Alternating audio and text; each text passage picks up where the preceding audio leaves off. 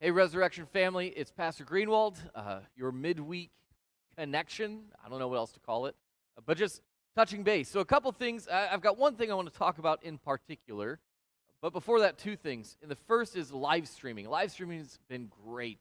As much as I'd rather be with you in person, I think it's incredible to see the response, the support from you, the number of views. It's incredible how the Holy Spirit can use technology to continue the going out of the word even in uh, uncertain or previously unexperienced times.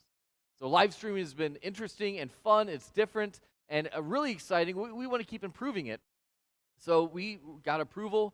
The church council sees the value in it. So we've been given some funds to get better stuff even. So we hope the quality continues to rise, and we appreciate your support. Just keep tuning in. Keep sharing it, liking it, subscribing on YouTube. Maybe family or friends need to hear about God's love, especially at a time like this. And you can do that just by sharing the link. So, live stream, that's the first thing. Second thing is just a thank you. Thank you to all of you. Your prayers, your love, your support. We've gotten cards. You have been incredible at supporting us here on staff. Your continued giving. I mean, we are able to continue ministry because of you. And we're in that ministry together. It's not just us here in the building. We had 20 families we were hoping to have groceries delivered to last Wednesday. We mentioned this. We have 30 families who now have groceries. It's done. It's over. And I still have families contacting me hoping to help. So we might get some more. But it's incredible to see, even in times like this, our congregation, the energy, the love, the commitment, it has not waned. And I hope you're as excited about that as I am. So thank you for all that you continue to do, that we are doing together, even at a distance. It's incredible. But for today, though, the one thing I want to talk about, and it kind of connects to live streaming and just COVID-19, because everything connects to COVID-19 right now, is homes. We've been spending a lot of time in our homes. So I started thinking about my homes. My family, Lindsay and I got married in 2011. That's almost 9 years ago. And in those almost 9 years, we've lived in 6 different dwelling places, abodes.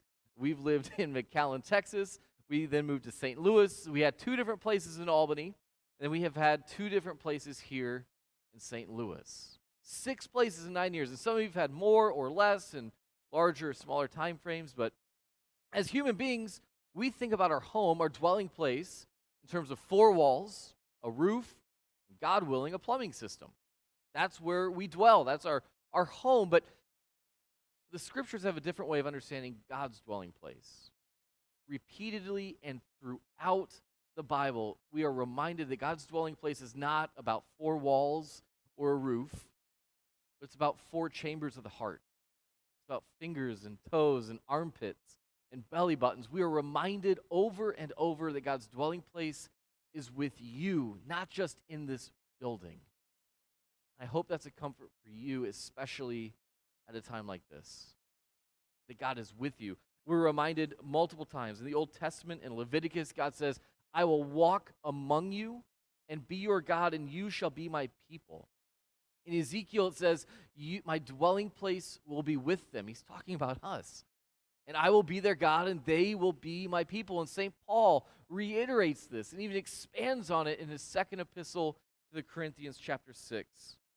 It says, for we are the temple of the living God. He goes on to quote and even kind of merge both Ezekiel 37 and Leviticus 26. We are the dwelling place of God. Our homes are the dwelling place of God. And it's whatever your home is right now. Our homes probably all look a little bit different. Your home at a time like this might be one of increased loneliness because of a spouse that you're missing. God is with you. Your home right now, maybe like mine, seems to be unmitigated chaos. It's beautiful, but it's chaotic. And God is with you. Your home might be filled with joy at the birth of a grandchild or pain at a relationship that's just really hurting right now. God is with you. In the reality of it, wherever you're watching this from, where you are, God is. And you don't have to airbrush it. You don't have to Photoshop it. You don't have to spruce it up or clean it up or tidy it up. In whatever it is, the beauty, the joy, the suffering, the pain, the laughter, God is with you because you are his dwelling place. That's an especially important thing to remember right now. When we're live streaming services and you're watching on a phone or a TV, that even though you're not in this sanctuary, you are God's sanctuary. And I don't want live streaming to be the new normal. I long for the day that I can see you again, and I hope you long to be with one another and with all your other family and friends and coworkers. So I don't want live streaming to be the new normal. But hopefully, for us as God's people to reclaim this truth that we are the sanctuary of God, even at home, it will only make our gathering in the flesh, whether that's 4 or 6 weeks or whenever that is, it'll make it that much more powerful.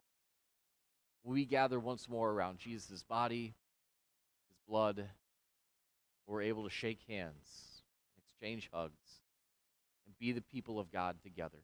The sanctuaries of God, gathering once more in this sanctuary.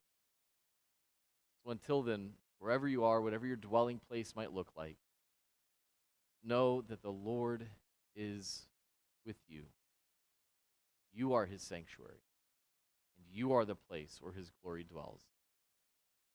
Until next Wednesday or Sunday when we live stream, the Lord is with you.